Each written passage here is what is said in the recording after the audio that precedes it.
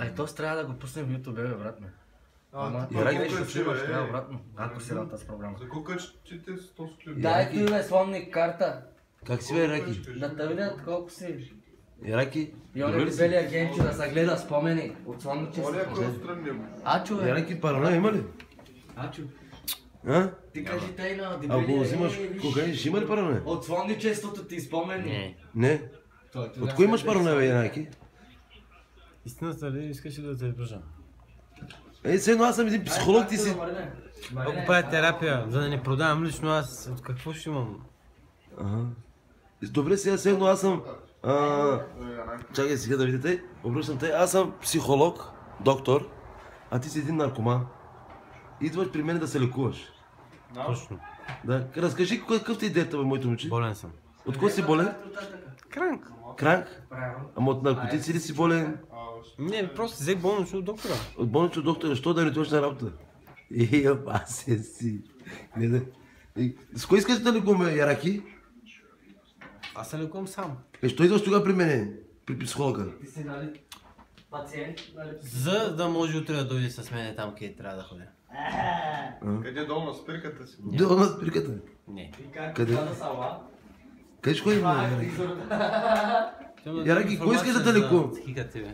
Яраки, с кой искаш да те лекувам?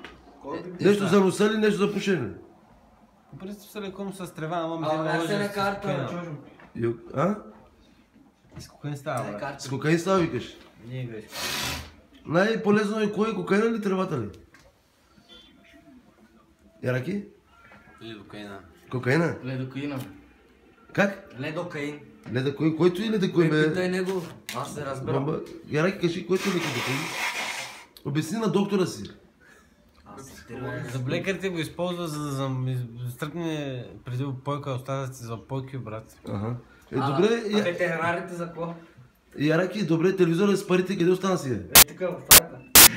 Брат, който е с кой пари? Плазмата. Някой вика ли, бе? Плазмата. Скрил съм го в приятелите си. Дали вика, откраднаха ми плазмата и вътре и аз вкарах някакви пари? Плазма ли казах? Плазма не беше ли? Или Респро беше? Ало, господине, млад менеджер.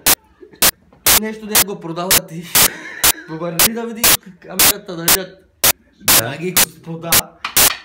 Яраки, с кой ще се спомня? С кокаин ли се спомня с тревичка? Докторе, този път слабо да лъжи на пациентите лекарството. Кой ти е по-полезно? Който повече обичаш? Той не знам, че беше за пациент. По-дебели. По-дебели? Добре. Жените,